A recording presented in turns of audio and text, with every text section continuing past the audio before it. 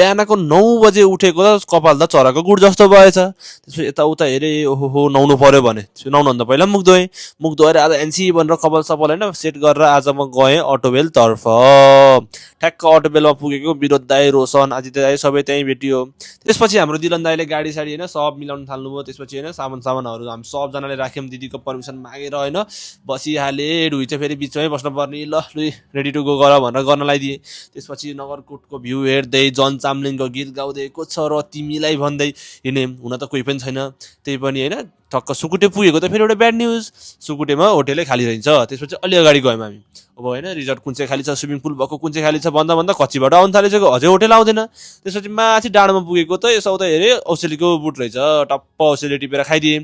अलि अगाडि गएको दाइ कहाँ जाने भनेको त अगाडि सैलुङ जाम भन्नुभयो। ल दाइ जाम भनेर सैलुङ जानमा एकदम एक्साइटेड भयौँ। त्यही खुसी मलाई दाजुभाइको होइन डान्स हान्दिउँ न भनेर 6 7 भन्नु तीन दाजुभाइले डान्स हान्दिए। डान्स हान्दै अगाडि गयौँ त ल बाटो त खत्तमै रहेछ यामा, यस्तो बिजोग बाटो।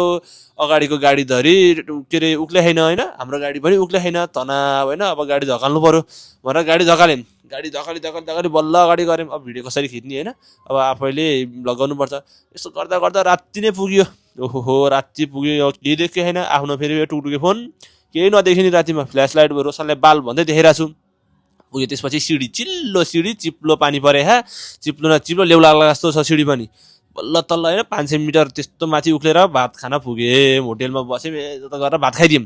यति खुसी लाग्यो भात आउँदाखेरि, यस्तो भोक लाग्थ्यो गुवाम्मै एक गाँस सक्दिउँ जस्तो भयो भात त। फेरि भात खाइयो, त्यसपछि नाच्न थालियो मजाले। रिमाल सबजना, रिमाल त फेरि आफ्नै पारामा नाचिरहेको थियो। बिहान हेरेको फेरि यी दुइटाको छुट्टै हनिमुन चलिरहेको रहेछ यता के हो भनेर फेरि अगाडि गयो। ओहो बडी मालिका जस्तो फिलिङ आएको थियो। बिचमा फेरि सुरु भएन ट्रेकिङ, अब सुरु हुँदैछ। हिँड्दै हामी फेरि हाम्रो गन्तव्यतिर आइपुग्यौँ। यसो फेरि यता हेर्छु केटाहरू त सबै टी सर्ट र स्वेट सर्टमा छ। अब अनप्लान ट्रिप यस्तै हो भनेर टक्क भ्यू हेर्दै मजाले भिडियो सिडियो फोटो खिच्दै आयौँ हामी। ओहो कति राम्रो भ्यू। त्यसपछि यसो तल आएको रोशनले हगेको ठाउँ आएछ। ल यता हेर्नु, रोशनले हो उता डाँडानिर हगेको थियो। अनि कस्तो गनायो भनेर हामी तल आयौँ। ओहो रोशन फेरि हाँसिरहेको, ओहो गनाउँदो हगेछु मैले भनेर। त्यसपछि त्यहाँको यस्तो गनाएर म बोल्नै सकेको छैन। त्यसपछि ल दाइ काठमाडौँ जाऊँ, गनायो राष्ट्रिय भनेर गयौँ। त्यसपछि सुकुटेमा आयौँ। सुकुटेमा गएर पनि मजाले पौडी सौडी खेल्यौँ। रोशन ल तैँले अहिले हात धुँदैन, ल यहीँ स्विमिङ पुलमै हात धुनु त भनेर भनिदिएँ। त्यसपछि हामी अटोबेल आयौँ। अटोबेलमा हेरेको ल पार्टी नै पार्टी छ।